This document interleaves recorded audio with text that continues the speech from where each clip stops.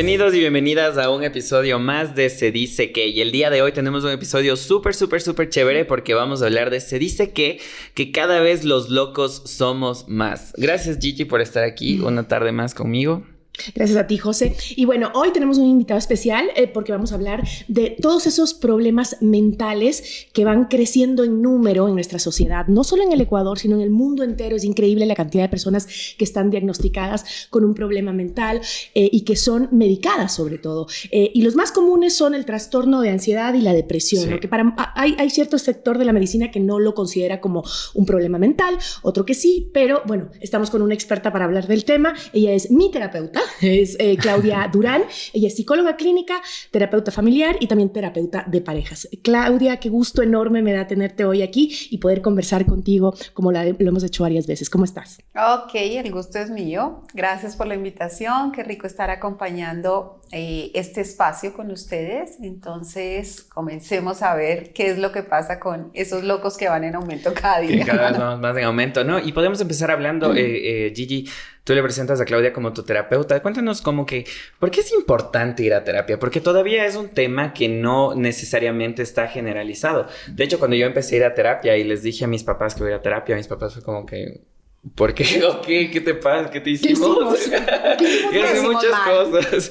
Pero ¿por qué es importante ir a terapia? ¿Por qué es importante para ti ir a terapia? Bueno, yo he sido diagnosticada con trastorno de ansiedad. Yo también. Pero conocí a Claudia por un momento específico de mi vida, que fue la muerte de mi mamá. Y yo nunca había ido ni a un psicólogo, no me gustaban los terapeutas.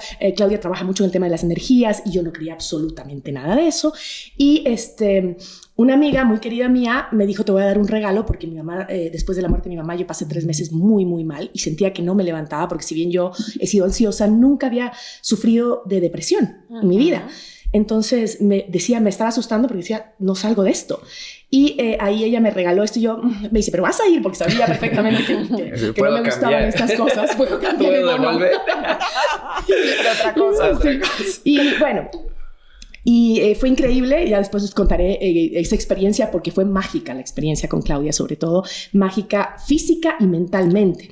Y ahí te conocí en ese momento clave de mi vida y me di cuenta que es más sencillo de lo que creemos la vida, ¿no? Y que a veces nos hacemos mucho problema. Pero lo que yo no entiendo es por qué ahora sufrimos más personas de ansiedad, que es lo más común, y más jóvenes cada vez. Sí, y les voy a dar solo un dato. 1 de cada 4 personas en el mundo va a tener un trastorno mental a lo largo de su vida, según las estadísticas ¿Eso es real, globales. Claudia? Sí. ¿Por qué? A ver, viene desde un lugar que es súper importante que vayamos mirando. Y ustedes lo estaban diciendo de por qué la gente no va o sí va a terapia. Y es súper importante ver lo siguiente. Creemos que ir a terapia está muy estigmatizado porque estás loco, estás mal, claro. Es raro el paseo o algo como te estabas diciendo, hicieron mal los papás que aquí estamos todos. Pero no nos damos cuenta que realmente todos tenemos una forma de ser que nos lleva a actuar de determinada manera. Y en el mundo vivimos actuando estas formas de ser, pero estas formas de ser nos llevan a sentir un sufrimiento. Y esa forma de ser que finalmente me hace sufrir, me la puse para tratar de estar bien en la sociedad, de que me quieran, de que me aprecien. Como que actuamos un papel nosotros, somos unos actores de un papel. Pero ¿qué nos hizo creer dado que era necesario tener ese papel para ir en la vida? Porque finalmente hay una herida de infancia que todos traemos. Los papás. Yo te dije el otro día. Claro, como él no es papá, no importa.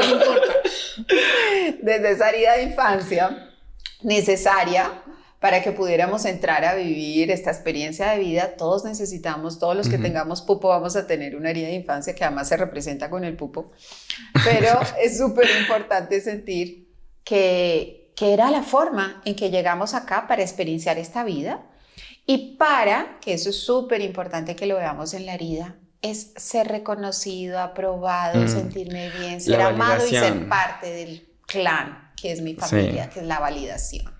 Entonces, desde ahí, porque cuando ustedes me dicen, ¿será que todos vamos a terminar con algún trastorno en algún momento? Claro, porque entonces estamos en una sociedad enferma, trastornada, porque estamos mostrando lo que realmente no somos. ¿Para qué? Para que me quieran. Para poder encajar Para poder encajar en el medio, fuerte, en la sociedad, en la cultura, con mis amigos. Entonces el trabajo terapéutico que hacemos es como irnos quitando esa máscara y es como finalmente decir, detrás de esa máscara había una esencia hermosa, maravillosa, linda, que yo no tenía que estar impostando nada, sino que finalmente esa esencia era la que me iba a llevar a ese lugar de paz, porque la máscara siempre me va a hacer sufrir. Porque llega un momento en que la máscara me quedó grande, no me gustó, el otro se dio cuenta, me incomodó. Y ahí es donde empiezan a venir lo que estábamos hablando y nos tiene reunidos el día de hoy, es la ansiedad, el trastorno de ansiedad, la depresión, porque se están dando cuenta que yo no soy lo que soy. Hoy hay una cosa que se llama, y que está muy de moda en mi generación, que es el síndrome del impostor. Ajá. Que te crees tú mismo que siempre vas a ser incapaz de cumplir un rol que se te va a dar. Entonces, por ejemplo, yo tengo eso, y creo que es generacional también. Y al iniciar un trabajo, mi mente siempre entra con miedo y dice, se van a dar cuenta que eres un fraude. Se van a dar cuenta cuando salga este podcast que no soy un buen podcast. O sea, si me cachas que no soy un buen entrevistador, es como que tu mente siempre está pensando, siempre te la juega sucio la mente, ¿no? Exacto. Pero es increíble porque este muchacho es increíblemente inteligente, talentosísimo, ¿no? Y es increíble que todos pensamos lo mismo, ¿no? Entonces, cuando te sientas así, que no puedes, que no vales, que no sirves, piensa que todos siempre en algún momento lo sentimos, ¿no? No te sientas solo, porque ese es un problema, que te aíslas porque te sientes solo. Y algo que me pasó a mí fue que, tú sabes que a mí me medicaron con Xanax y estuve un tiempo tomando Xanax y creo que es un error grave iniciar con medicación para este tipo de trastornos, porque si bien la ansiedad es un tema que a veces pierdes el control, si es verdad. Si tuvieras la capacidad de dominar tu mente, de hacerte tu propia terapia, ¿no es cierto? De conocer que es posible. A veces yo se lo digo, es tan difícil para uno mismo calmarse. O sea, es como que tu mente empieza ahí en una espiral de pensamiento y no solo puedes decirte, ya, pues cálmate. Y no puedes. Pero hay estrategias para hacerlo, ¿verdad? No necesariamente medicarte. ¿Cuáles son las estrategias más sencillas que podemos utilizar los seres humanos cuando estamos en esa crisis? Ok. La medicación no es toda mala, ¿cierto? Porque entonces no vamos a satanizar tampoco la medicación. La medicación de pronto en un momento determinado te ayuda a evitar que te mates, te ayuda a evitar que estés todo el día tirado en una cama. Entonces, bueno, la medicación en su momento, en su dosis adecuada y sabiendo hasta qué punto ya es perfecta, está bien.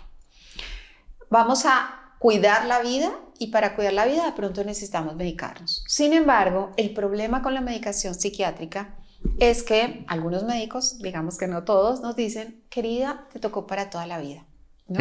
Y entonces ahí es donde nos mataron. Claro. Porque entonces voy a este bastón que yo necesité para poderme parar, como para porque impulsarte un rato. Mi pierna no funcionaba. Cuando ya mi pierna me funciona, me siguen diciendo, usted tiene que seguir con la muleta y el bastón puesto. Y ahí es donde nos equivocamos, porque entonces ya no voy a aprender a caminar como tengo que aprender a caminar. Ya te quedas con eso. Ya te quedas con eso. Entonces yo siempre los invito a que si vamos a tomar algo que no está en juego en nuestra vida, pues sea algo más natural, que realmente podamos acudir. Ahora hay medicina maravillosa homeopática, hay flores de Bach maravillosos, hay imanes, hay biomagnetismo, hay muchas alternativas que nos van a ayudar, terapia neural, a manejar de una manera diferente meditación, la ansiedad. También. Meditación. Y luego entramos, entonces esto es lo que como que puedes hacer como el proceso. El placebito, que no es tan placebo en la medida que tú veas que no cuenta el está ayudando. Y no cuenta el alcohol. No cuente, por si acaso. Por si acaso. Yo, es que eso es súper importante porque es algo también mucho de mi generación, que terminamos una relación y ¿qué hacemos? No, pues vamos de tu generación, de todas. Pero yo dije como, yo terminé una relación de 5 años y fue súper traumático. Y al principio dije como que no, yo estoy súper bien, yo soy joven, que ni sé qué, me fui de fiesta todo el tiempo, que esto y el otro, y cada vez me sentía peor y peor y peor. Y hay algo súper chistoso que yo después ya me diagnosticaron con depresión y trastorno de ansiedad, pero no hay un sentimiento que he experimentado peor a cuando estás así deprimido y te vas de fiesta viernes y sábado y el domingo no tienes fiesta y te quedas solito y tienes que enfrentarte a ti mismo y a las cosas y te viene un bajón, que ese bajón sí es mortal. O sea, hay veces que dices como que no. Que no es solo del chuchaque, es que venías tapándolo con el alcohol. Vienes tapando full cosas con el alcohol. Entonces, y ahí dices algo muy lindo, José, y es lo siguiente, que tratamos de tapar y entonces vivimos en una sociedad súper anestesiada. Y entonces la anestesiamos con el alcohol, con la droga, con la forra, con Netflix, con todo esto. Con Xanax. Con Xanax. O Lanzapin. Y lo importante desde ahí, desde este lugar, es entrar a mirar que eso es un mientras tanto. Porque tarde que temprano va a aparecer ese bajón que tú dices del domingo en la tarde, del domingo por la mañana, que digo, ¡oh! y esto aquí hay. Pero ese punto, donde estoy en ese bajón y contra el piso, es donde me doy cuenta que aparece algo que vamos a llamar dolor. Y el dolor es maravilloso. Pero no nos gusta sentirlo, lo queremos evitar. Exactamente. ¿Por qué utilizamos tantas cosas para evitar el dolor? Y finalmente a la vida vinimos a sentir el dolor. Realmente las enfermedades físicas y mentales, en el momento en que yo puedo asumir el dolor, sentir el dolor y procesar el dolor y experimentar el dolor, vamos a empezar a recuperarnos más pronto de lo que estamos. Pero cuando tapamos porque no queremos sentir el dolor, entonces es donde viene esta exacerbación del síntoma. Esta situación que va creciendo más y esto se convierte en una bola de nieve. Como que se hace más largo también el tiempo en el que tienes que procesar eso. Pero eso es algo que siempre nos dicen los terapeutas, como tienes que aprender a sentir el dolor y a sentarte con tu dolor y entender. Pero el momento en el que te está doliendo dices, no quiero. No tienes terror. No quiero. Y además te tienes tanto terror que tienes... como yo tenía, ya no tomaba la pastilla, pero la tenía en la cartera porque... Por si acaso. No, y siempre abría y decía, ahí está. Y me sentía como más tranquila, ¿no? Pero es por ese miedo que tienes al sentir dolor. Y muchos dicen, tienes que atravesar el dolor, no quedarte ahí. Pero a veces cuesta atravesarlo y no quedarte. Es lo que a mí me decían en el periodo de que este luto de la ruptura, ¿no? Porque yo incluso vivía con mi pareja y toda la cosa. Cuando nos separamos me decían, la única forma de salir de lo que estás pasando es atravesarlo. Y era como que, no quiero. Tú quieres pasar por un costadito. Un lado. Tal vez si tomo lo suficiente. Si le pongo una coi mal, no hay cómo soportar. No hay cómo. Entonces vamos a mirar lo siguiente. Situación estresante o conflicto o situación dolorosa. Dolor es como el puente para finalmente llegar a un bienestar. ¿Ok? Pero ¿qué es lo que pasa? Situación dolorosa, tapo el dolor, entonces no miro que hay un puente maravilloso y me quedo en el sufrimiento. Entonces cuando yo convierto mi dolor en sufrimiento, porque el dolor es puntual, es temporal, es específico y sabemos qué va a pasar. Y entre más rápido pase mejor. Por eso si estamos tomando la pastillita pues nunca lo voy a sentir. Estoy tapando. Y entonces se explota. Al taparlo se convierte en sufrimiento. Y por ahí decía Buda, el dolor nos toca vivirlo, pero y es inevitable, pero el sufrimiento no. Sí, entonces, el sufrimiento es una decisión. Siempre digo yo eso porque, o sea, tú decides que estoy deprimida. Hay alternativas para salir. El dolor no lo vas a evitar, te va a doler. Exacto. Pero puede salir. Ahora, algo que me llama mucho la atención, y ahora que José contaba la anécdota de que fue una ruptura lo que lo llevó a este estado. A la locura. Sí, pero yo creo que estaba un poquito loco. Sí, creo que eso lo destapó. Pero siempre... ¿Qué tan, o más bien, qué tan frecuente es que estos trastornos de la ansiedad, estos procesos depresivos, a la mayoría de personas les da por una ruptura amorosa? ¿Por qué el tema de pareja es tan difícil en nuestra sociedad, tan complicado? ¿O es que siempre estamos buscando algo más? O es nuestra latinidad también de que entendemos el amor como una necesidad. No, porque tocabas de leer cifras que también eran en Europa, me leíste hace un rato, en Europa, y son exactas a las ecuatorianas.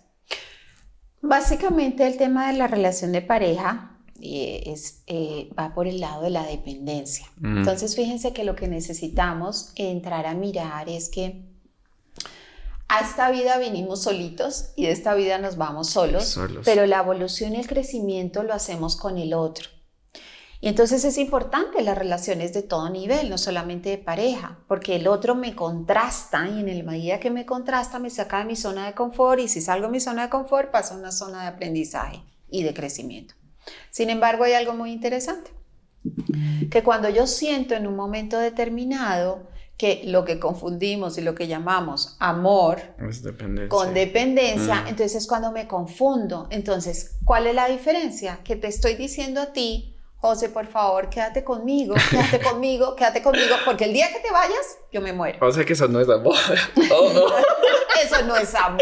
Llámale a mi novio.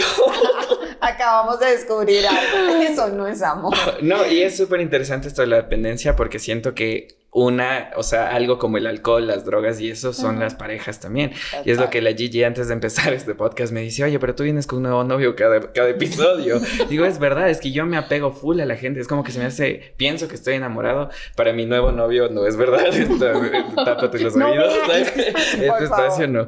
Pero se me hace muy fácil como apegarme a las personas. Y después cuando esa persona no me hace sentir completo, porque la gente no te hace sentir completo, le coges ya hasta tirri, así como que no quiero saber nada de ti. Pero ¿por qué generas esa dependencia? ¿Por qué generamos? ¿Por eso que decías estas heridas de la infancia? Sí. ¿Qué me pasó? Pero las tienen todos, entonces. Todos tienen heridas de la infancia. Todos tenemos la herida, pero finalmente yo me tengo desde la adultez hacerme cargo que la herida no me la va a curar ya, obviamente, ni papá ni mamá. Y tampoco menos la pareja, los hijos, el socio, el amigo. Los hijos sino tampoco. que finalmente yo soy el que tengo que llenar mi herida, mi vacío, lo que siento que está vaciado.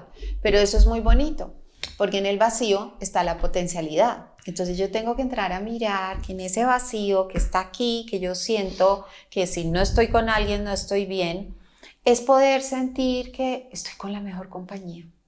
Es poder sentir que yo soy lo mejor que me pudo haber pasado. Es poder descubrir que esa verdadera esencia, quien la tenía que amar de primeras, era yo. Yo me caigo mal. No, pero pareja, no caernos mal. Para llegar a ese punto de ver esa carencia, de ver ese hueco y llenarlo contigo mismo, tienes que pasar un proceso de soledad y aceptarte en soledad. Porque una cosa es básica. Yo creo que también el tema de la dependencia con la pareja viene de que no sabemos estar solos. No queremos estar solos. La sociedad nos dice que eres un perdedor, un fracasado, si estás solo. ¿Y por qué? Es difícil mientras vas creciendo porque ves que todos tus amigos tienen pareja, mientras más creces más y te sientes fuera más de eso, solo. porque la gente que está bien con su soledad no le importa estar con gente que está en pareja. El problema es que la sociedad siempre está y dice, pero estás solito. Y te quedaste. Y se fueron tus hijos a estudiar fuera. ¿Qué tienes de malo tú que estás solo? Eso creo que es lo que te hacen sentir. Exacto, pero estar solo también es una decisión, pero no la tomamos por la sociedad. Y además que creo que a mí me pasaba, por ejemplo, que cuando estoy sola, aprendo a quererme y a valorarme. Pero ¿puedes estar sola o te sientes intranquila cuando estás sola? Depende de dónde viene mi soledad. Si tengo una soledad porque he terminado con mi pareja y eso me obligó a estar sola, esa soledad es un poco difícil. Ahí sí me la cuestiono, ¿no? Es como que superarlo me cuesta y me da la ansiedad y todo ese tipo de cosas. Pero cuando ya lo logro superar y me siento feliz con mi soledad y empiezo a sentirme que soy una mujer tan valiosa, porque hacer ese análisis solo lo puedes hacer cuando estás solo. Cuando estás en pareja, no. Quiero llegar a ese nivel de ayuda de Claudia. O sea, pero es un trabajo de todos los días, ¿o no? Es de levantarse todos los días y verme lo linda que soy, lo capaz que soy, la potencia enorme que tengo, y empiezo a quererme y a gustarme esta soledad y a divertirme con ella, ¿no? Y ya no pienso en la soledad esa que me le impone la sociedad, ¿no? Que es fea. Pero es que creo que a mi edad es un poco complicado porque también lo que hablábamos en otros episodios sobre las redes sociales, que tú empiezas a ver cuando tú estás solo, digamos que un viernes no me salió plan. Solo un viernes no me salió plan y yo estoy cansado y digo, quisiera tener un viernes de descanso, pero hay un viernes que no me salió y empiezas a ver Instagram y le ves a todo el mundo con sus amigos, con sus parejas, con todo. Ellos sí son felices. Y tú empiezas a decir, ¿por qué ellos, o sea, la gente quiere estar con ellos y la gente no quiere estar con ellos? Ellos tienen más problemas que nosotros. Ajá, es que te metes un montón de cosas. ¿Por qué tenemos como necesidad de lo social? De lo social. Por eso se llaman redes sociales, ¿no? Y es que nos han vendido la idea, hablando de los paradigmas en los que estamos en esta sociedad que es bien enfermiza, a lo que ustedes estaban diciendo. Si estás en una farra, si estás con pareja, si estás haciendo check a lo que es eres exitoso. Exactamente. Pero finalmente, si estás solo, si quieres estar contigo mismo, si no quieres ir a la farra, entonces como que eres un fracasado. Eres un perdedor. Entonces es entrar como cada vez más a cuestionar todo esto y a decir, bueno, esto que nos vendieron, que era el éxito, esto que nos vendieron, que era lo que la mayoría de gente hace, ¿realmente yo quiero hacer lo mismo? ¿Realmente está bien para mí? ¿Realmente esto me está llenando y me hace ser feliz? Porque fíjense que la felicidad va a cómo equilibramos todas las diferentes áreas de nuestra vida. Por supuesto, la parte social, pero por supuesto tu parte individual, tu parte espiritual, tu parte de prosperidad y economía, tu parte de salud física y mental. Entonces eso es como un pastelito, como una tortita, donde todas las diferentes partes de esta torta tienen que estar en equilibrio.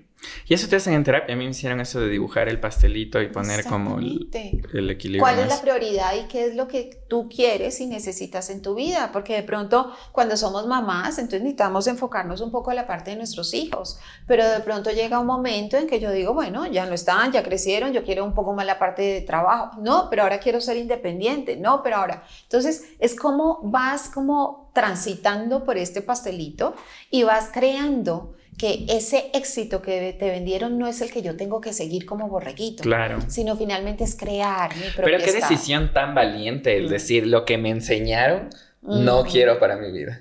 Porque obviamente es lo que te enseñaron y eso es lo que ves en tu medio y eso es lo que ves en tus amigos y en tus papás y en tus pero hermanos. Uno siempre lo sabe. Uno realmente siempre lo sabe dentro. Pero necesitas que alguien te lo diga. Sí, no, ir a terapia y que te lo digan. Porque yo ya lo sabía. O sea, yo ya sabía cuál era mi problema perfectamente. Cuando conversábamos era... O sea, Claudia me decía como, ya, entonces... Estás loca. ¿Cuál es el problema? Entonces, pero uno ya lo sabe, pero necesita que te lo ratifiquen, que te lo afirmen. Que no te rompan un poco el lo que sistema de pensamiento. Pero, y esto del vacío es súper importante porque yo me puse a pensar este año, porque a mí me da una crisis existencial cada que se acerca 31. Porque es como me pongo a pensar y digo, es que no he hecho nada. No he alcanzado nada, este año no me ha salido nada. Y me pongo a pensar y digo, no, este año me salió todo lo que quise que me saliera. Y aún así me siento vacío. Siento ese vacío emocional que digo como que no, a ver, quería más amigos, tengo más amigos, igual me siento vacío. Quería salir más, el problema está en ti, no afuera. Hay que trabajar en eso, ¿no es cierto, Claudia? ¿Ve? Y ahí en eso de que el problema está en ti, no afuera, es entrar a mirar cuáles son tus expectativas, ¿ves? ¿Cuáles son tus prioridades y expectativas? Porque si digo, ok, sí logré estos amigos, pero es que quería aquellos. Sí hice este proyecto, pero es que quería aquellos. Entonces siempre voy a tener esa faltante y esa faltante me lleva a frustración. Sí. Y hoy día vivimos en una sociedad también súper frustrada. Súper frustrada. Porque es una sociedad que está enfocada en el hacer, hacer, hacer y tener. Hacer, hacer, hacer y tener. Y llegar a metas. Es como que llegar a metas. Entonces el trabajo, cuando tú decías, Gisela, que es ese trabajo hacia el interior, entonces es enfocarte en tu ser y en tu estar. Soltando el hacer y el tener. No es que lo vamos a soltar para siempre, no, pues aquí estamos haciendo cosas que son súper interesantes, pero ya no es que soy feliz si cumplo todas esas expectativas altísimas que me pongo, sino cómo combino mi hacer y mi tener con mi estar y mi ser. ¿Cómo me puedo sentar en silencio, lo que hablábamos ahora, en silencio, un día, un domingo, conmigo misma, conmigo mismo, poder decir, wow, qué maravilla de persona que soy. Qué rico todo lo que yo siento que tengo adentro, más allá de lo que yo muestro, y lo que he logrado. Demás. Porque finalmente eso solamente es la fachada, como comenzamos la conversación de hoy. Esa es la fachadita que yo me puse para decir, estoy bien en esta sociedad divina. Pero resulta... Detrás de eso está tu sufrimiento. Eso deberían enseñarte en la escuela. Es decir, ¿cómo vas a tener no matemáticas? Ahora no es el trinomio cuadrado. Y son estrategias con las que tienes que crecer, aprender a lidiar con la vida. Nadie te enseña a eso. Y la vida te da muchos golpes. Yo recuerdo ahora cuando decías eso de esa foto que tiene que ser perfecta para la sociedad, ¿no? Y que eso son las redes sociales. Yo recuerdo que una época estaba pasando yo una serie de problemas gravísimos, bajé muchísimo de peso y pero era por mi ansiedad, porque mi ansiedad me genera náuseas, me pongo muy mal y casi no como.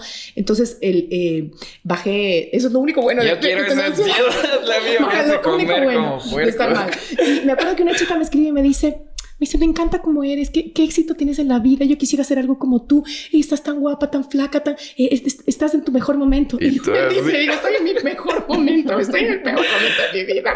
Pero es increíble como esa foto, detrás no sabes lo que hay, y no sabes por lo que está pasando cada una de las personas, y por eso es tan importante no estar revisando la vida de otros, ¿no? Sino revisando en tu interior, y hoy no hacemos eso, pasamos horas viendo la vida de los demás.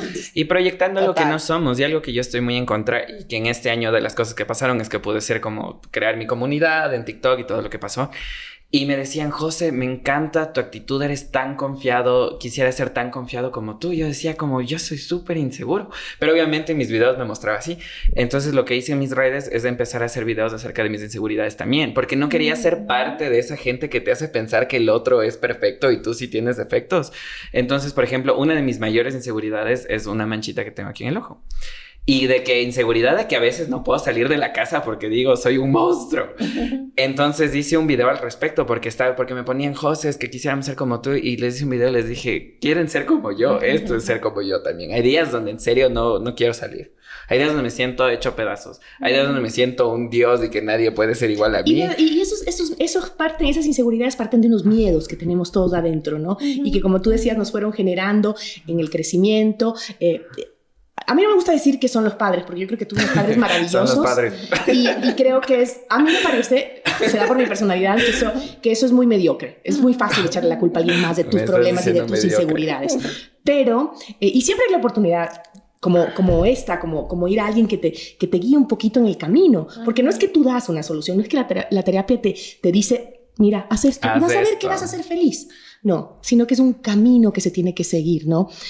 Pero esos miedos que paralizan, que te enferman, que te hacen ver la vida tan fea.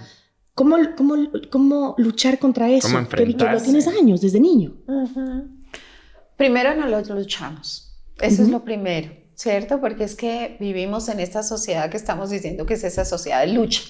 Entonces no luchamos los miedos los abrazamos.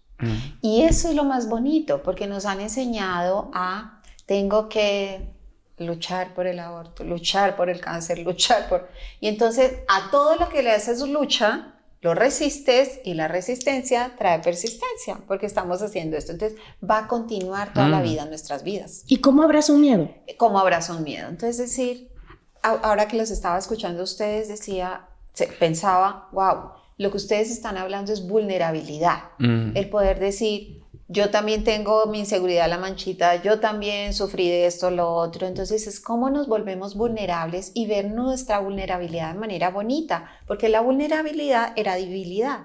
Y entonces no nos podemos mostrar débiles en esta sociedad que estamos, hay un león corriendo detrás de mí permanentemente y yo tengo que hacer. Entonces ahora mostrarnos vulnerables es ver que finalmente somos perfectamente imperfectos y que desde ahí el miedo también está bien. Y el miedo está bien desde este lugar. ¿Qué pasa con el miedo como una de las emociones básicas principales? Que me protege, me cuida, me ayuda. Entonces, pero también te paraliza. ¿Cómo lo abrazamos? Diciendo, gracias miedo, y con esto, gracias miedo, porque estuviste mucho tiempo en mi vida tratando de cuidarme, pero ya te dejé crecer tanto que me llevaste a un lugar de 3 respuestas del miedo. Huyo, me quedo paralizado o termino siendo reactivo. Bueno, entonces cuando yo ya estoy en el día a día, en estas 3 respuestas únicamente que vienen desde el miedo, es donde tengo que decir no más. Porque esas 3 respuestas siempre me van a traer sufrimiento. Entonces necesito decir gracias, hasta aquí llegamos, y ahora empiezo a sentir que antes de que fueras o que te siento un enemigo, te convierto en el mejor amigo. Y en ese mejor amigo es decir, bueno, ¿y si pasa esto? ¿Cuál es el problema? Lo empiezas a dominar al miedo. Te lo enfrentas. Lo enfrentas, lo pones enfrente tuyo y le hablas como ese amigo. Y aquí estoy y pongo el pecho y no va a pasar nada, que es lo que estamos trabajando el día de hoy. ¿Qué pasa con la ansiedad? Es decir, sí me voy a morir, ya casi me voy a morir, ya casi me va a pasar esto. Y entonces empiezas a volver esta bola gigante, y cuando paras el miedo y le dices, oye, no me voy a morir, ya sé que no voy a morir, yo sé que te voy a poder manejar desde otro lugar, pero te he luchado tanto que no sé cómo abrazarte. Es como darle esa racionalidad al miedo que es a veces irracional. Y cuando miras atrás y miras los miedos que tuviste en un momento de tu vida, te das cuenta y dices, qué loca yo creyendo que todo se me vino abajo, ¿no? Y el otro día escuchaba que decía un psicólogo que estaba leyendo un tema interesante, decía que está comprobado que científicamente que 98% de las preocupaciones que uno tiene a futuro nunca se dan. No se dan. O sea, no pasan. Pero vivimos en ese futuro imaginario y nos causa miedos en el presente.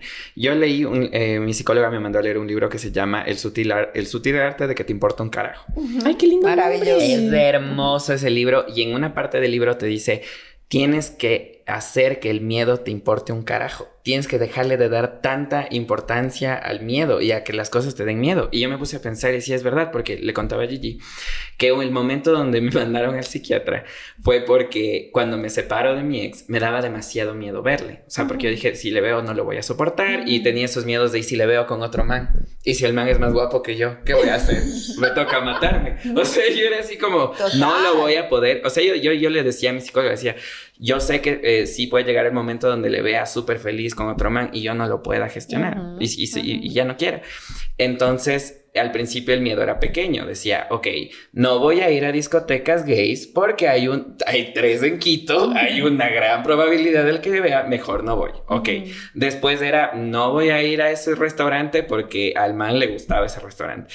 Hasta que Quito se empezó a volver para mí una cosa horrible porque era yo contra la ciudad. O sea, para mí era como que salía a la calle, a la Carolina, a pasearle al perro y decía, no, es que este man puede estar aquí también. Después ya se volvió, ya viajaba a Manta y decía, es que el man puede venir a Manta. Entonces dejé que un miedo que al principio era pequeño se volvió súper grande, súper irracional, que ya me controlaba y no podía hacer ese proceso de sentarme y decir, en serio, ya pues pendejo, ¿cuál es la probabilidad de que el man haya viajado a Malta? O sea, no eres capaz. Y pensar que una persona inteligente puede llegar a ese punto, que no es una cuestión de claro, tú lo cuentas y de verdad yo digo, ¿qué tal? Pero en verdad puedes llegar a sentir eso, así, a pensar esas estupideces que uno al final dices, ¿cómo pude pensar una cosa así? Pero fuiste al psiquiatra y el psiquiatra te medicó. Me medicó. Y me pasó.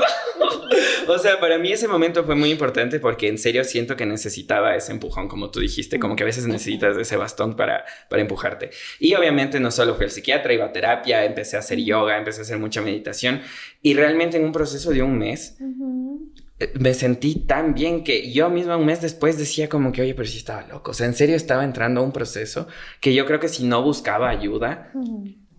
no sé a dónde me hubiera llevado porque ya era irracional. Yo no sé si funcione o no, pero yo tengo una técnica personal que a mí me ha funcionado muy bien. Se llama Xanax. No, ese ya no lo tengo. Ese ya no, gracias a Dios. Pero he trabajado mucho en controlar mi mente y mis pensamientos. La gente dice es imposible, pero no, sí es posible. Y cuando pues pienso cosas esas que te duelen en el estómago, que ya te empieza, solito el cerebro empieza a volar y ya me está doliendo el estómago de la ansiedad, empiezo yo misma a generarme de la nada esa ansiedad, entonces empiezo como a apagar el fueguito, a ver, ratito, y hago un pare, no dejo que mi mente vuele. Y es lo que le trato de enseñar a mis hijos, que como José son jóvenes que la tienen más difícil, porque creo que ahora hay tantas de estas fotografías mentirosas que nos dicen que la vida es tantas así imágenes y no de es perfección, así. de lo que tienes que ser, de lo que tienes que hacer. ¿Es válido eso que hago yo? ¿Es posible? Claro que sí. Ese es el mayor trabajo y creo que es el trabajo más necesario que tenemos que hacer. Yo no digo controlar la mente, yo digo gestionar la mente. Aprender a gestionar, aprender a transitar por la mente, porque la mente siempre va a traer lugares oscuros, lugares claros, lugares densos, lugares livianos. Entonces yo tengo que entrar a decir, estoy cayendo en este lugar oscuro, se me está aquí nublando todo, no, entonces vámonos por aquí, vamos por allá, para darnos cuenta que finalmente ese es el awareness, darnos cuenta, ser conscientes. Y al darnos cuenta de cómo funciona mi mente, entonces ya tengo como un gran recurso, porque entonces como no sé cómo funciona, no sé cuándo me está llevando por un lugar y por el otro. Pero la mente siempre es sabia, porque tiene este lugar, es como, la podemos partir en dos, tiene el lugar de la personalidad, del ego, de la máscara puesta, pero también tiene ese lugar hermoso y recóndito de la conciencia, del darnos cuenta. Y entonces es como yo aprendo que puedo salir y puedo pasar más fácilmente de este lugar oscuro de la personalidad del ego al otro lugar. No permanentemente, estamos hablando de la perfección y la perfección no existe. Si estuviéramos aquí todos divinos, preciosos, estaríamos haciendo OM y seríamos iluminados y eso no existe. No hay tal. Por eso es tan importante que ustedes que tienen estos micrófonos y que yo, por ejemplo, trabajando con mis pacientes, mostremos que somos vulnerables, ¿cierto? Que también nos pasan muchas cosas y que no es que no nos pasen y que por eso que no nos pasan, entonces, ay, por eso ellos son así. No, porque nos pasan y aprendimos a manejarlas, es que podemos estar diciendo y compartiéndote una información para que lo puedas hacer diferente. Y ahí, entonces, es cómo gestionamos nuestros pensamientos. Si tú me dices, Clau, ¿qué es más importante?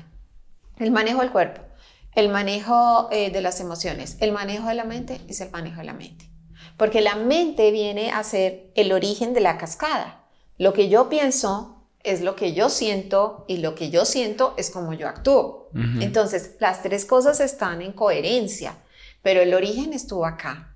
Y muchas veces lo que percibimos es lo que estamos diciendo de la foto. La gente percibe la foto divina y entonces por eso tú ya te haces como un panorama y es tu perspectiva, pero mi perspectiva es otra y la otra persona es otra. Y nos dejamos engañar por esas perspectivas. Pero cuando yo aclaro cada vez más mi perspectiva y digo, bueno, el José es así, la Gigi es así, yo soy así, el mundo funciona así, y puedo empezar a decir desde ese lugar, yo voy a mirar una perspectiva mucho más grande. Dejamos, y esto es algo súper importante para soltar la ansiedad y la depresión, qué es lo bueno y qué es lo malo. Porque nos han acostumbrado hay un cajoncito de lo bueno, y de ahí solamente entra esto, y hay un cajoncito de lo malo. Y ahí, entonces, si tú caes en ese cajoncito o conoces a alguien que está en ese cajoncito, no lo mires, no te relaciones, no nada.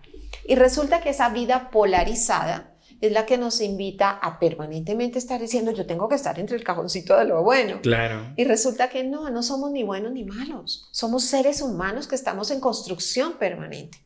Y en esa medida de la construcción permanente, pues nos estamos transformando todos los días. Todos estamos dando lo mejor que podemos con lo que tenemos y transformándonos en mejores seres humanos.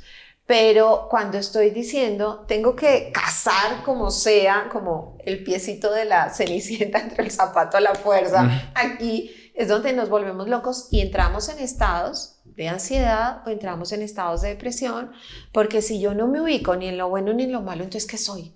Entonces ¿quién soy? ¿Qué hago aquí en este planeta? Y empiezan nuestras crisis existenciales. Y es poder amigarnos con eso. Dejemos el mundo de polaridad, polarizado, y entremos en un mundo más integrativo,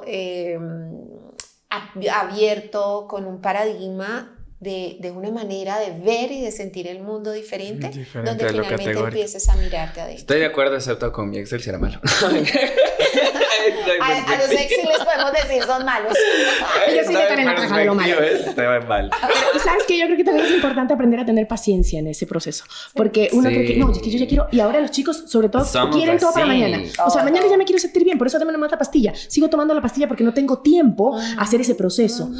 Yo tengo amigos que les digo, deja de tomar eso, ya no tomes más de eso. O la pastilla para dormir, porque tengo mucha ansiedad, entonces de noche estoy con el cerebro así. Una para levantarse, una para acostarse. Sí, a uno le medican, una para que duermas, te relajes y después para que te despiertes, porque si no, vas a estar como tonto en el trabajo. Entonces pasas drogado, perdiéndote la vida en eso. Y claro, verdad. Pero si ves a alguien que se está drogando con alguna droga ilegal, ahí dices, ay no, qué horror. Pero tú igual te estás drogando. Entonces, es una...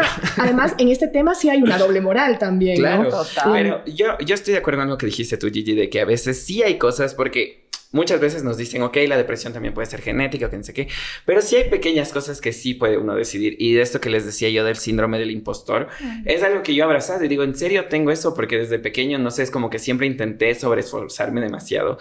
Y yo siempre que empiezo un nuevo trabajo, digo, se van a dar cuenta que soy un fraude. Pero me he puesto y dicho, no me importa. O sea, me da miedo, me va a dar miedo, me da nervios, lo que sea, pero tengo que presentarme y tengo que hacer. Y decido seguir haciendo y decido seguir postulando. Eso es increíble porque no todo el mundo tiene... Yo soy igual, cuando tengo esos miedos, los quiero enfrentar rápido. O sea, no quiero que haya más tiempo con la duda, con el temor, con la ansiedad. Entonces trato siempre, y a veces tomo decisiones, no sé si equivocadas, pero rapidísimas. Cosa de no estar en el estado de duda que me mata, ¿no? Pero esa capacidad de decir, sí, me muero del miedo, me muero del pánico, creo que soy lo peor, que no lo voy a lograr, pero lo tengo que intentar. Esa capacidad no la tiene todo el mundo, tal vez. Entonces, o se quedan en ese no, soy malo, no voy a lograrlo, no soy capaz, y por el resto de, mejor por el temor al fracaso, que lo vean. El resto es que no te arriesgas, ¿no? Y el riesgo es súper importante para lograrlo todo en la vida. Aunque te dé el pavor. Sí, y las mejores cosas son, de hecho, cuando te enfrentas a ese riesgo. Yo me pongo a pensar, para mí lo laboral, que no sé por qué tengo este chip, que para mí lo laboral es tan importante. Pero, por ejemplo, cuando yo trabajaba contigo en la radio, para mí era el trabajo más seguro del mundo, porque era como que yo sabía que al siguiente día llegaba y hacía exactamente lo mismo que el día anterior, y después lo mismo, y me iba bien, y sabía que no me iban a votar. Pero tomé el riesgo de salir, y para mí fue como enfrentarme a ese miedo brutal de decir, José, pero te estás botando al vacío. Pero de ahí pasaron cosas increíbles, 1000 veces más maravillosas. Pero obviamente te tienes que enfrentar a ese miedo y decir, me muero del miedo, pero tengo que como hacerlo. dicen que el universo premia a los valientes. Total. En eso sí creo. Y ahora que tú estás diciendo eso, José, Gigi, hay esta zona de confort y de comodidad donde están anclados los miedos. Y ahí la gente me dice, no, pero Clau, ¿cómo es zona de confort si vivo con depresión, con ansiedad, si vivo con miedo todo el día? Claro, porque es lo que nos acostumbramos a vivir. Bueno, así es, así será la vida, así soy yo y entonces aquí no tengo nada que hacer. Pero cuando me salgo a la zona de aprendizaje, la que están hablando ustedes, nos arriesgamos a hacer otra cosa y entonces como valientes salimos hacia el otro lado, es como ahí es donde realmente empezamos a evolucionar. Sí, y esa evolución es lo que nos va a traer una transformación. Pero ¿por qué nos quedamos muchas personas en la zona de confort o de comodidad? Porque ahí están ancladas las 3 respuestas del miedo. Entonces tú decías, yo más bien, entre más rápido me enfrente a algo mejor. Entonces puede ser que tu respuesta ante el miedo sea más reactiva. Pero hay otros que huyen, que mejor dicen, lo dilatan, dicen no, más bien para mañana, y otros se quedan paralizados. Entonces, esas 3 formas de relacionarnos con el miedo o las respuestas del miedo es las que nos van a hacer o nos quedamos más tiempo en la zona de comodidad o salimos un poco más rápido y nos aventuramos un poco más. Sí, mi papá tenía ese refrán de una fábula que hay de que tienes que botar la vaquita. Que decía, estás viviendo de la vaquita que te da leche y solo vas a tener leche por el resto de tu vida y no tienes nada más. Pero si te botan esa vaca, te vas a tener que enfrentar a hacer otras cosas. Y yo me doy cuenta que en lo sentimental es así, porque yo me puse a pensar y digo, este año que he estado soltero, que me enfrenté a mi mayor miedo, que era botarle a mi pareja, por más que teníamos una mala relación, he aprendido tanto y me he conocido tanto a mí mismo. Y es la primera vez en mucho tiempo que pruebo mis límites por mí mismo, por ejemplo. No porque le debo algo a alguien. Que dicen como que no puedes hacer esto porque estás en una relación. No, hay cosas que ahora digo, no quiero hacer esto porque no me gusta. No porque le voy a hacer daño a alguien o tengo que respetar algo. Es que el dolor te enseña mucho, ¿no? Claro, el dolor es súper aleccionador. Por eso hay que pasar por el dolor. Y hay mucha gente que no lo hace. Y por lo que tú hablabas de la costumbre, es tan increíble cómo nos acostumbramos a todo. Y hay veces que te acostumbras a vivir mal.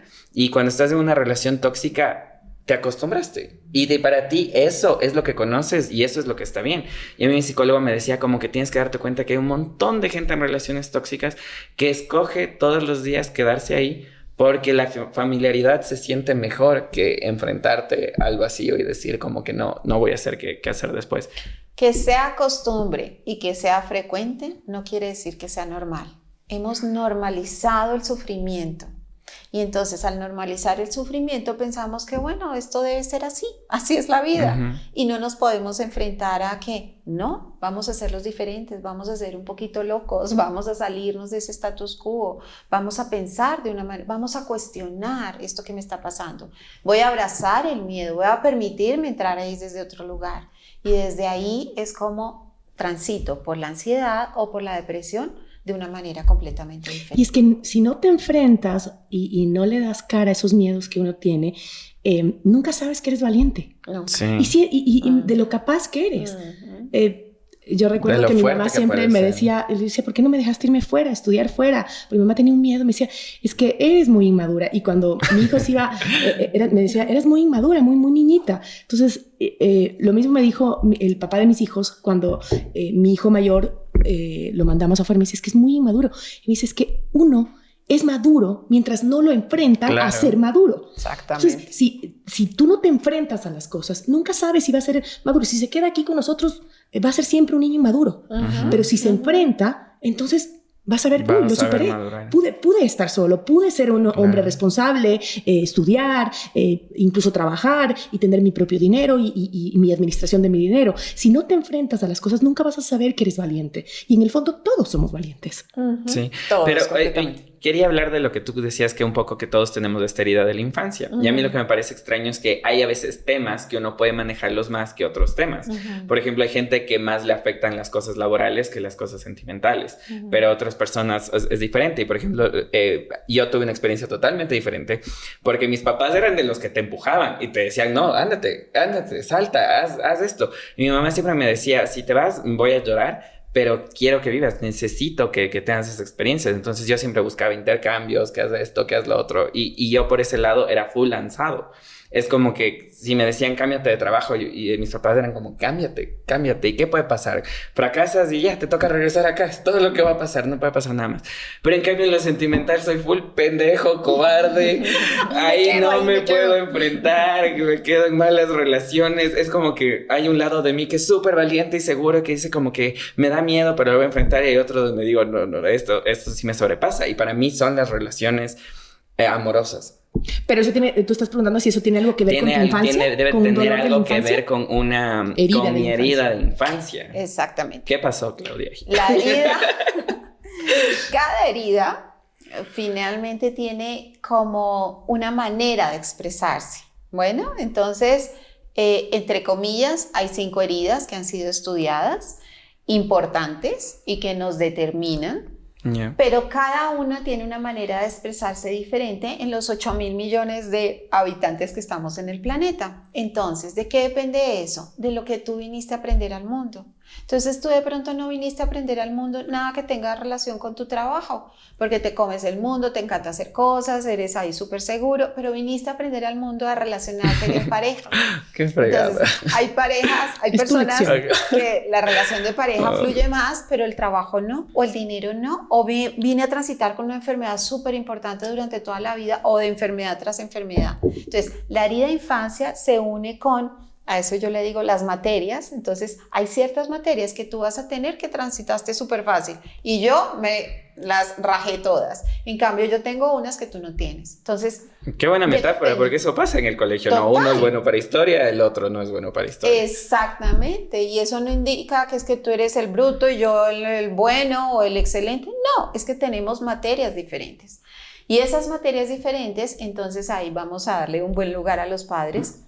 No quiere decir que ellos son los causantes ni el origen de nuestra herida, y entonces los vamos a juzgar con el dedo, porque eso sí, muchas escuelas psicológicas es busca y busca, mira y mira todo como lo que hicieron de mal tus padres. Exactamente.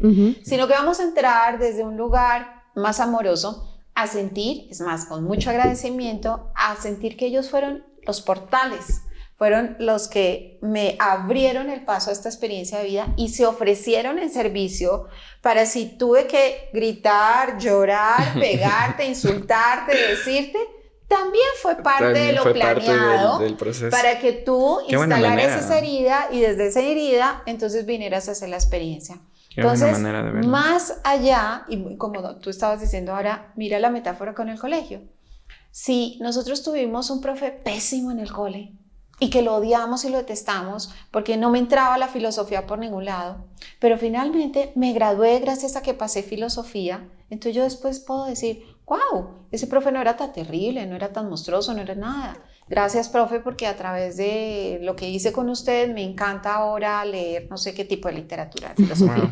Sí, con los padres es exactamente lo mismo. Es verdad. Pero además también, agradecer, si ellos tuvieran, fueran responsables de cómo somos hoy, porque hay tanta diferencia entre hermanos, por ejemplo. A veces mi hermana tiene una visión de cómo fue su niñez totalmente diferente a la mía. Yo, ¿en qué casa viviste? Pero eso también es por la personalidad, porque tenemos el mismo estímulo, pero nuestras personalidades las cosas. Sí, y yo en lo afectivo, por ejemplo, mi primer psicólogo era un psicoanalista, y ellos sí son como son tus papás. O sea, es que mira cómo son tus papás, ¿cómo no vas a hacer así? Y me parecía súper interesante porque yo tengo un vínculo con mi mami, somos muy cercanos. Y mi madre mami es igual que yo. Es como que siempre vi que eso como que sufría por amor. Es como que nació para sufrir por amor. Y yo decía, wow, mi papá es un hombre tan inteligente, tan exitoso, yo le veía siempre como esa imagen de héroe. Mi mamá es una mujer tan inteligente, le veía como, digo, mi mamá es la mayor feminista y les veía siempre las mismas pendejadas de sus problemas de relación. Y yo decía, yo soy igual. O sea, es como que yo digo, ahí tengo un lado donde me creo tan fuerte y otro lado donde soy... Entonces, claro, es que vas aprendiendo ahí. Ese es tu lugar de aprendizaje, es tu casa. Es tu lugar de aprendizaje y es como las plantillas perfectas para lo que yo vine a aprender. Mi papá me lo está dando por un lado y mi mamá me lo está dando por el otro, y el ambiente de mi casa me lo está dando perfectamente. Entonces, no hay aprendizaje en lugar incorrecto. Eso sería absurdo en el universo. En el universo hay un orden total para las cosas. Y eso es muy lindo, porque entonces, porque nos pasa, ¿no? Y sobre todo en la adolescencia, si yo hubiera nacido en otra familia. Sí. ¿Por qué me tocaron estos papás? No. Y nada, todo es perfecto y maravilloso tal cual pasa. Que es más, lo que estás diciendo tú, Gigi, ¿cómo así que mi hermana y yo tenemos dos experiencias completamente diferentes de una misma mamá? Eso nos ayuda a ver que el hecho es neutro, la realidad es neutra. Si nosotros, tú le das el color. Tú eres el que le das la perspectiva. Y entonces todos los días estamos diciendo, es que el vino es feo, ¿cierto? O sea, el vino es horroroso. Claudia, no, el vino es delicioso. El vino es riquísimo. El agua es hermoso, el agua es bella, el agua es hermosa. Tu laptop es horrible. No. Entonces ponemos estos adjetivos de malo, bueno, feo, bonito, agradable, de acuerdo a mi cajita de lo bueno y lo malo. Cuando resulta que lo más importante es entrar a mirar que esto es una laptop, esto es un vaso, eso es una copa, eso es...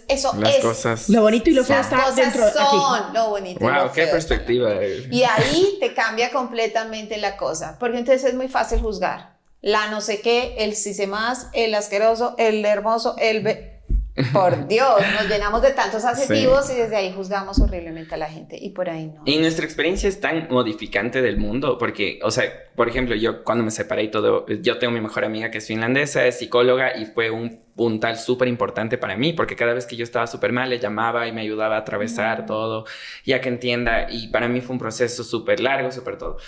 Esta man se separa de su novio igual de full tiempo, ya, al mes todo bien, se lleva bien con el ex. Decidieron separarse todo tranquilamente y yo era como que... Pero también son las circunstancias que vives y todo lo que atraviesas en esa relación para que sea dificultoso o no el separarte. Porque yo cuando me divorcié también, mi divorcio fue, o sea, cuando me separé fue súper tranquilo, yo siempre estuve tranquila, yo nunca... Mis amigas me decían, ya mismo te haces pedazos, espérate que se salga de la casa, espérate que se lleve sus cosas, espérate, y fue espérate que... Y yo tenía más miedo de que pase, porque dije, por lo que me decían, que cuando pasaba yo, no pasó nada. No pasó. ¿No? Entonces, es también el momento... Lo que pasó. Y las experiencias de vida que vas teniendo también. Pero eso es lo que forma tu idea del mundo. Entonces, si alguien a mí me pregunta, José, ¿cómo es una ruptura? Yo digo, hecho pedazos, nunca tengas novio porque te dejan en el suelo. Y tú modificas tu experiencia de lo que va a pasar. Y ahora igual en mis relaciones es como que sí le tengo un poco así de... Si ya empezamos con un poquito de drama, soy como, no, mejor pero ves, separemos. Siempre las relaciones, todo gira en torno a las relaciones de pareja. Es como que... ¿Por qué? O sea, como que nos obligan a que en eso gire nuestro mundo, ¿no? Y tanto hombres como mujeres, porque no solo las mujeres. Pero puede ser algo también un poco humano, porque a mí me decía mi psiquiatra, me decía, lamentablemente, todo te puede ir bien en la vida. Me decía, te puedes estar súper bien en el trabajo, estás súper bien en un montón de cosas, pero cuando estás mal sentimentalmente con tu pareja, te nublas totalmente. ¿Por qué es tan importante? ¿Por qué? Es una imposición social que nos generó aquí ya... Yo sí creo que viene desde una imposición social en ese check que teníamos que hacer de la vida ideal. Entonces ahí estaba también la pareja. Check, buen estudiante. Check, que hagas tu maestría, que salgas a conseguir un excelente trabajo. Y un excelente marido. Marido, matrimonio, hijos, y te moriste. Y ya cumpliste con una vida perfecta, la vida ideal. Y eso no es así. Entonces sí hay una imposición social. Pero hay otro lado psicológico, que es a través de las relaciones, y sobre todo la de pareja, yo me espejeo. Entonces, eso también es verdad. Perfectamente yo puedo mirar cuáles son mis proyecciones todos los días.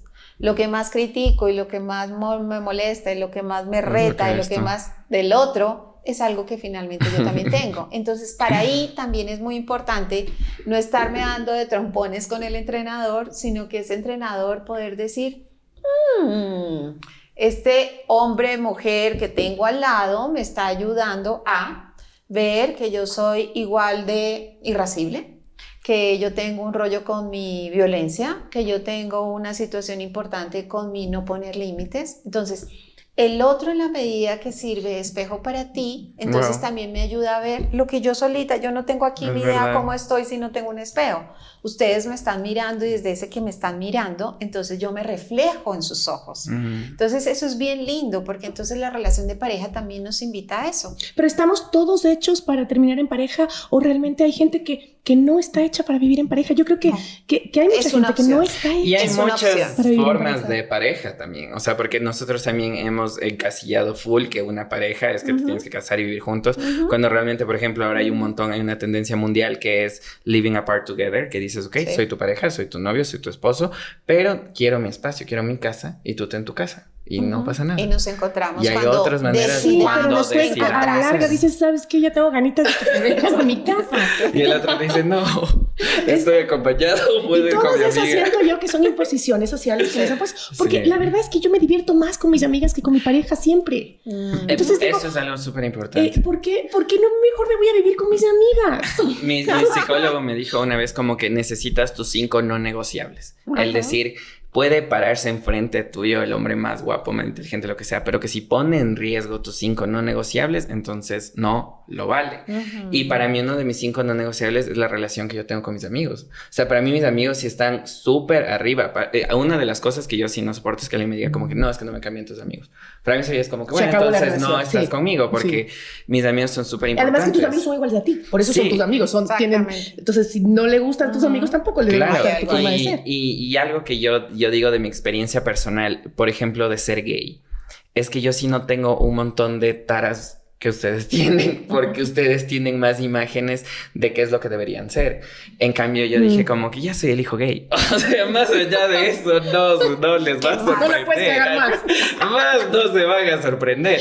Entonces, mis hermanos sí tienen eso de que, ok, si tengo una pareja, les tengo que presentar, y después cuando nos casemos, mi hermano recién se casó y hizo una de trámites, que la pedida de mano, que dice qué. Y para mí eso es como que yo no tengo esas imposiciones de tengo que hacer esto. Claro, te sientes más libre en ese sentido porque, bueno, a ti te ha costado más abrirte. Tengo un montón de otros problemas, pero no tengo eso de... O, por ejemplo, no creo que... Yo siempre fui el hijo artístico, gay y todo eso, entonces no era como, ay, no, mis papás esperan que yo sea ingeniero.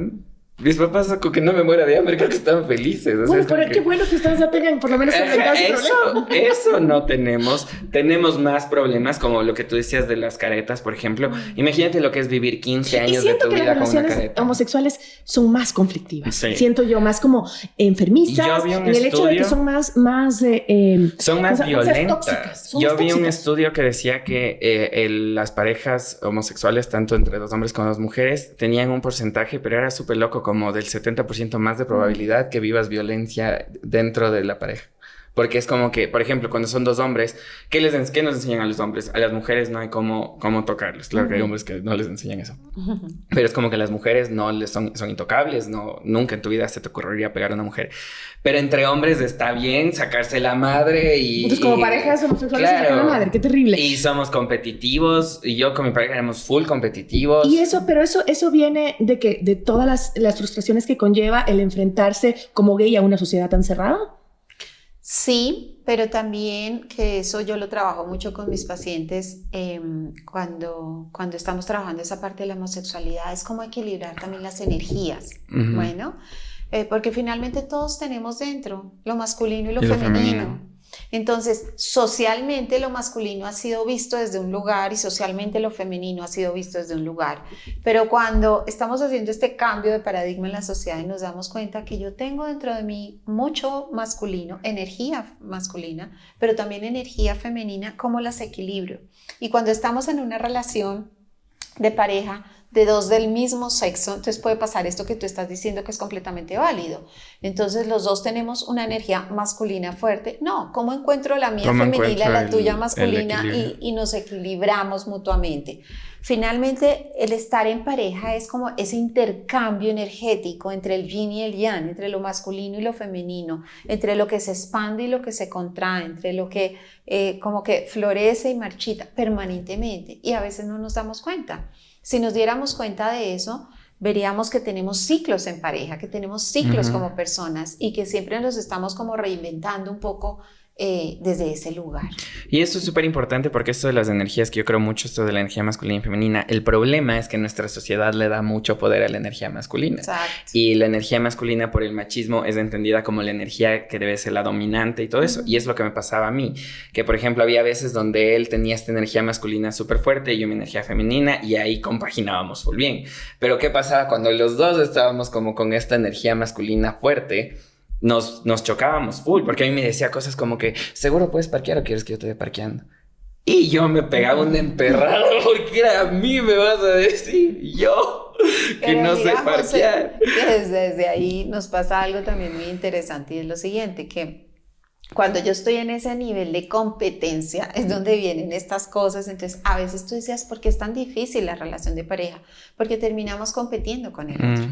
Y en el momento de competir, hoy día tristemente estamos en una sociedad muy patriarcal y competitiva, una sociedad súper fuego, súper de hacer, súper de competir. Y estamos haciendo un tránsito hacia una sociedad un poco más colaborativa, cooperativa, de compartir, de comunidad, y hacia allá vamos. Que lo vayamos a ver nosotros no sabemos, pero hacia allá vamos.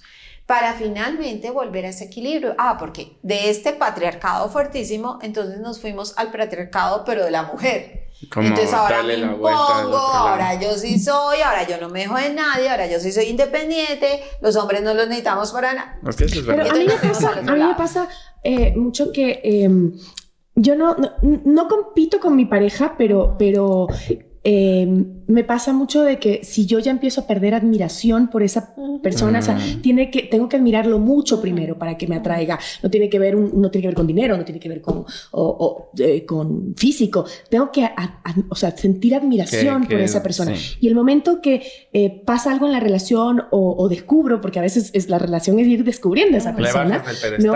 Y descubro que no ha sido lo que yo pensé, es como que se me va el amor así de rápido, ¿no? Es como, qué importante es la admiración dentro de una relación. Para mí es súper importante. Súper importante. Igual que me admira a mí. A mí me gusta para mí es que me admire, en cambio, porque tengo ese ego que necesita ser alimentado. Si es que yo siento que no me admiras.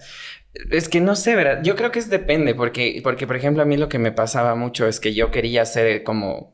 No sé, como que estaba acostumbrado a ser el centro de atención y así, y cuando le veía a él como que no veía eso en mí, como que no me hacía barras, no era mi mayor fan, yo me sentía como que agredido, o sea, como que ¿por qué no ves lo ¿Pero te deja de gustar o te emperras más? Me deja de gustar.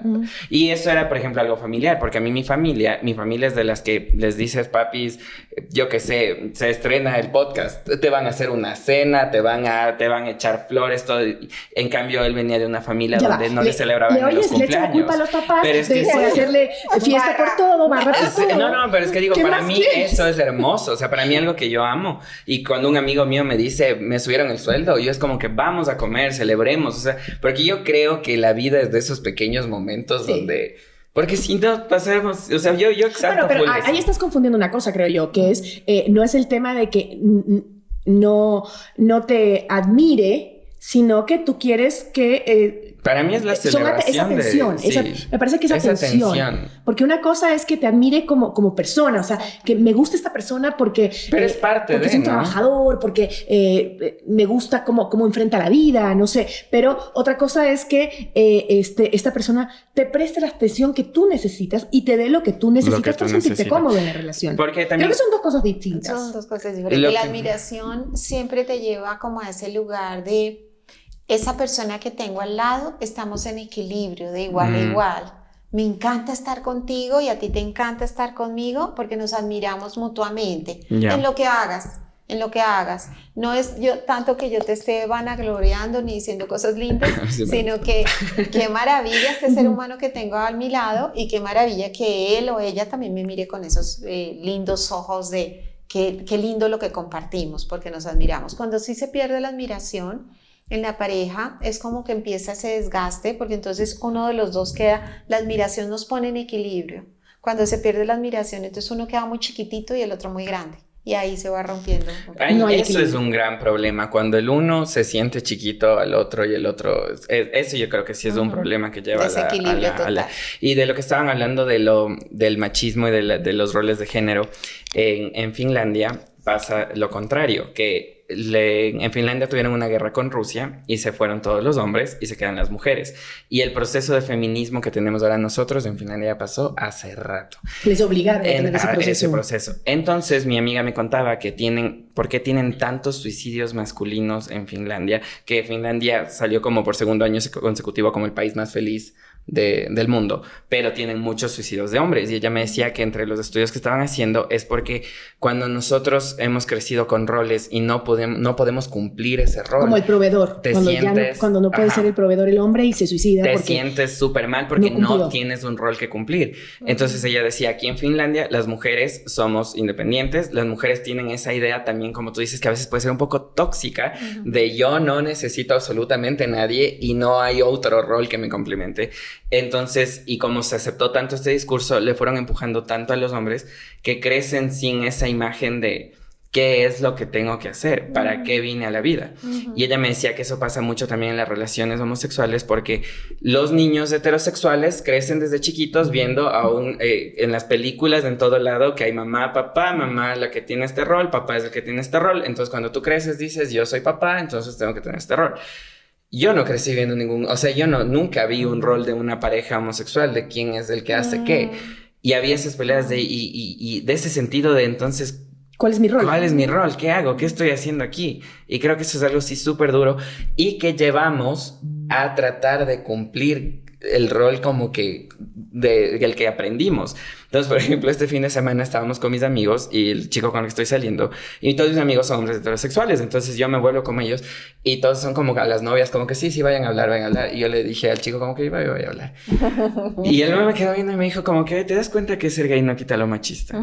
Y yo así como que es cierto, o sea, es como que uno trata sin querer de empujarse, como tú dices, del zapato de Cenicienta, de yo tengo que entrar en este rol, porque si no, ¿qué haces? Exacto. Vivir sin una imagen de lo que tienes que hacer es súper complicado. Bueno, hay que sacarse esas imágenes, ¿no? Exactamente, porque entonces eso fue como comenzamos. Los trastornos de ansiedad y los estados depresivos finalmente se originan en todo esto que hemos estado hablando, en cómo tenemos que cumplir con ese patrón, esa imagen, esa máscara que nos hemos puesto o nos han impuesto. Y desde ahí empezamos a sentir que como que esto no nos casa, pero sí la necesitamos, pero no sabemos qué hacer. Y empiezan todos estos procesos psicológicos y emocionales que no nos permiten ser felices. Y a la vida vinimos a transitar por eso, pero finalmente para encontrar el estado de bienestar, que es un estado de equilibrio. De equilibrio. No de equilibrio donde todos estemos plácidamente quietos, porque no pasa. Pero sí un balance donde yo sienta que mi vida... Y ahí esas cosas duras que te pasan en la vida son más fáciles de enfrentar. No las enfrentas con tanto dolor y no te quedas en el sufrimiento.